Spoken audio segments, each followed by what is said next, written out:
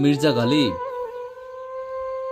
সে যদি বর্তমান সময়ে বেঁচে থাকতো তাহলে তাকে আমি স্পষ্টভাবে একটা কথা বলতাম,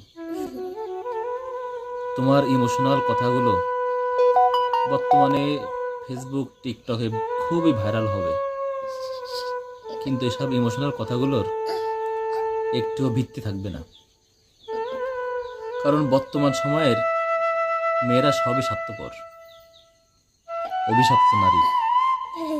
স্বার্থ ছাড়া তারা কিছুই চেনে না। তাদের কাছে সব কিছু থাকতেও তারা যেন একটা দুঃখের সাগরে ভেসে যায়। তারা ইমোশন পেতে ভালোবাসে, সেটা নিজের ভিতরে না, অন্য কারো কাছ থেকে। মির্জা গালিব, তুমি কেমন আছো জানি না, তবে তোমার লেখাগুলো খুবই কষ্টে আছে। তুমি ভালো থাকো ভাই।